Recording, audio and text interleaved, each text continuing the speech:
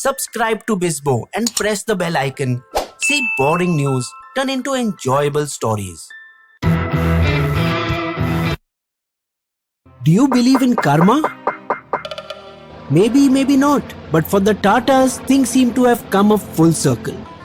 After being forced to hand over their healthy Air India baby to the government for a then generous sum of 2.8 crore in 1953, the government now sold it back to them, broken and stricken, for 18,000 crore. A pity really, because at one time till the 1980s, Air India was among the 3 most profitable airlines in the world. So how did an airline that earned 333 crore of profit in 91-92 start making losses of nearly 20 crore every day? Come on with me to the 1930s. JRD Tata, a big aviation nut and India's first licensed pilot, is rightly credited for founding India's first airline.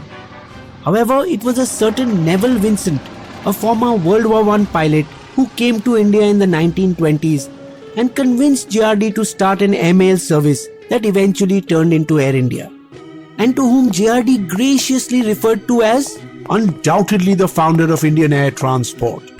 Initially, the duo's plans were rebuffed by British officials. Why should we waste our money on funding an airline? There is no need for it anyway.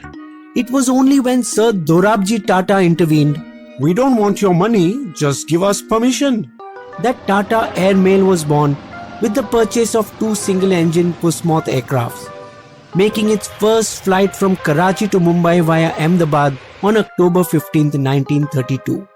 Conceived as an airmail service, it picked up international mail from Karachi and brought it to India, and vice versa. As can be expected, JRD Tata himself piloted the first flight, using railway lines below to navigate his flight path. When in doubt, he whipped out a bi-grade slide rule from his shirt pocket to help him maintain course. Each flight took around 8 hours, as the moths could fly at an average speed of just 50 miles, 80 kilometers an hour. In its first year, Tata Airmail flew more than 300 flights between Karachi and Mumbai, carrying 10 tons of mail, as well as 155 passengers who sometimes had to sit on mail bags since the planes were pretty small back then. His venture made a substantial profit of 60,000 in its very first year of operation, a healthy return of 30% on his 2 lakh rupee investment. Talking about a healthy return on investments, Bisbo would like to introduce you to the sponsor of today's video, Smallcase. Smallcase has a unique method of investing in the stock markets, suitable even for seasoned investors. Since this story is on the Tatas, let's say you were bullish on the Tata Group as a whole and wanted to invest some of your money in Tata Group companies. You would notice that some of these stocks are very highly priced, and that with the 50,000 you have, you can probably buy just a few shares of one of these companies. But if you were to invest via Smallcase, they already have a specially designed fund on only Tata stocks created and managed by SEBI registered financial experts, where you can own almost all the Tata stocks in a predefined weightage. Now comes the fun part. Suppose you don't want any particular script, you can sell and replace it with another and change your weightage. Something you can't do with mutual fund investing. Like this, you can invest in group or sector specific trackers, like an EV specific fund, unicorn specific fund, dividend specific. There are unlimited options. Users can also create their own stock and ETF portfolios and invest seamlessly with their broker account. Explore more on www.smallcase.com or click on the link provided in the video description section. Seeing the growing need for personal transport, JRD started commercial operations with a 6-seater Miles Merlin, flying Bombay to Trivandrum with a round ticket costing 256 rupees, equivalent to over 15,000 rupees today. 6 years later, the name of Tata Airmail was changed to Tata Air Services, then Tata Airlines, and then after it went public in July 1948 to Air India International. Bombay to London in June 1948 was its first international destination. But that's about as high as it flew under the Tata label, as after independence, the newly formed Nehru government clipped its wings by first acquiring 49% of the airline and then in a wave of socialistic policies going all the way and nationalizing it. Air India was not the only airline to be nationalized. All the 9 airlines that existed at the time were merged under either Indian Airlines or Air India International. Overnight, the business of running airlines was made illegal, with a minimum fine of 1,000 rupees per flight or imprisonment for up to 3 months or both. JRD looked at nationalization as an act of betrayal, especially since Nehru had openly been a fan of his accomplishments. I am very impressed how Air India has changed India's aviation sector. Therefore, it was all the more humiliating to him personally. How can the government take such a major step without even talking to us first? When he tried to bring it up with the Prime Minister, Pandit ji, what are your plans for the airline industry? the moment JRD tried to steer the conversation there, Nehru would turn and look out of the window. Okay, I get the message. You aren't even willing to discuss it. But to Nehru's credit, he realized the value JRD brought to the table and appointed him chairman of both Air India and Indian Airlines. Soon services were introduced to Bangkok, Hong Kong and Tokyo to the east, Nairobi in Africa, Rome and Paris in Europe, and to New York, among many others. For 25 years, JRD nurtured the airline, setting and maintaining high standards as passengers enjoyed its excellent services. All this while managing 50 plus companies as chairman of Tata Sons. He simultaneously dedicated half of his time to Air India without taking a penny. There were many a times when he personally inspected flights, making notes of tiny details that needed to be fixed, from the color of the air hostesses' saris and hairstyles, to the level at which wine was to be poured into a wine glass, 150 to 180 ml, and how to hold it at the stem between thumb and forefinger, to the availability of toilet paper and lavatories on board. JRD was involved in everything. On one occasion, he rolled up his sleeves and helped the crew clean a dirty aircraft toilet. If he saw a dirty airline counter, he would request a duster and wipe it himself. Air India was truly a palace in the sky, offering luxury travel and world-class food like caviar on ice. So exclusive was their first class that the King and Queen of Sweden flew Air India, as did Pope Paul VI when he travelled to India in 1964. In 1955, Chinese Premier Zhou Enlai specifically asked for it to travel to Indonesia, as China did not have the required long-distance aircraft. Air India was also the first Asian airline to induct a jet aircraft in its fleet, the Gauri Shankar, a Boeing 707-420. However, the most enduring legacy of Air India has to be its mascot, the Maharaja, an icon that has survived its master's many upheavals. Created by the commercial director of Air India, Bobby Kuka, and Umesh Rao, an artist with the advertising agency JWT in 1946, it was initially used only internally on the airline's memo pads, but it soon began to feature prominently in all of its ads, acting as its unforgettable global brand ambassador.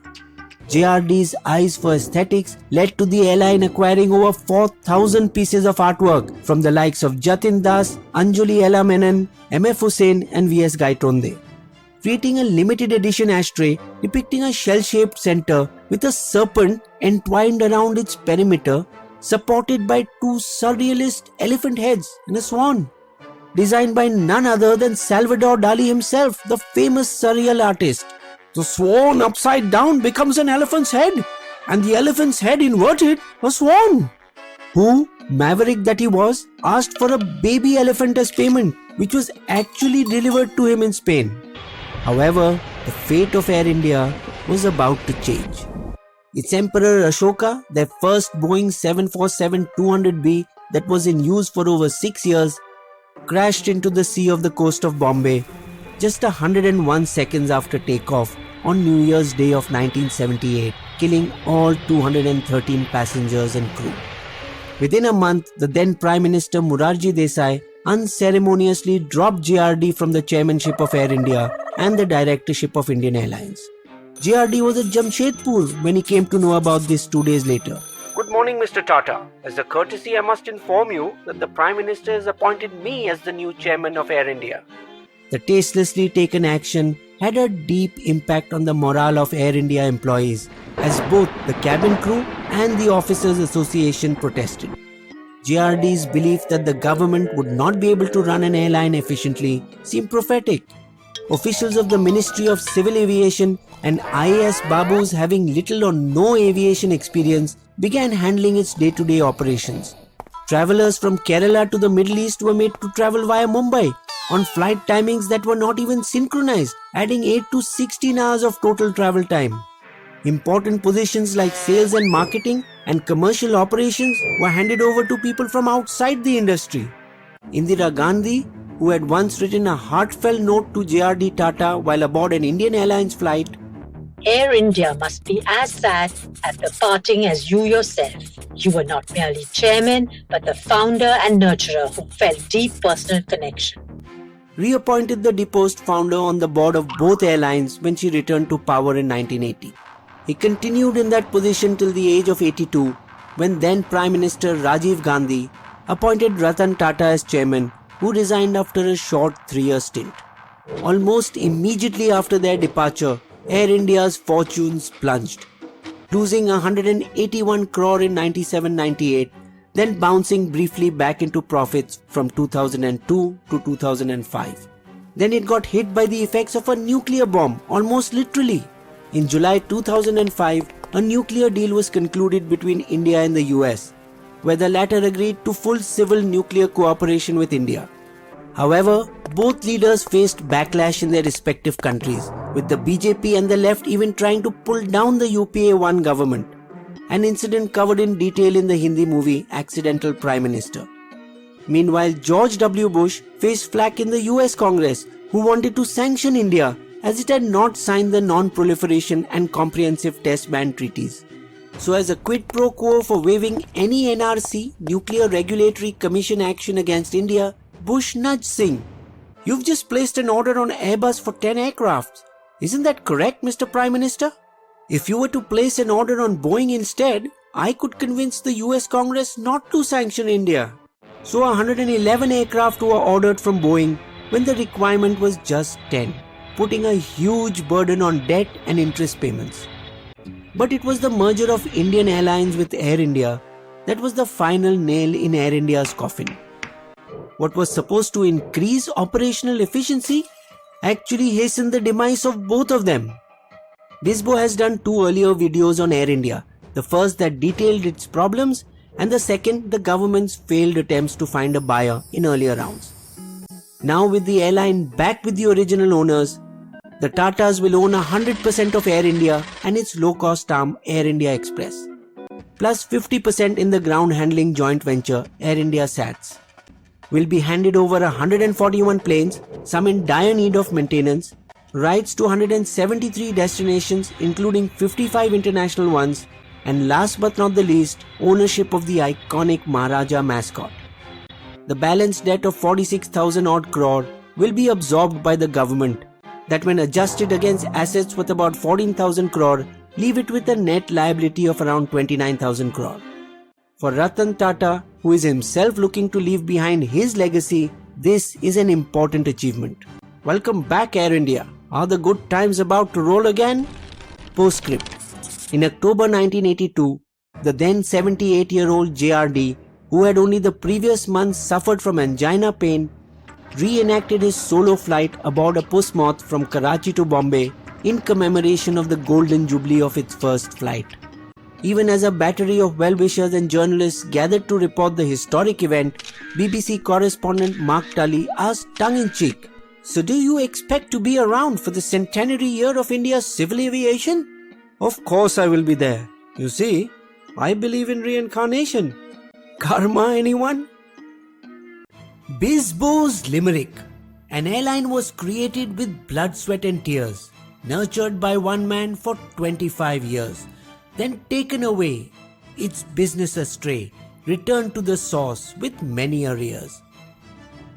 You will also find these sources listed in the video description section. Do subscribe if you haven't already, and please comment, like and share. We have over 350 videos on our channels on various news topics.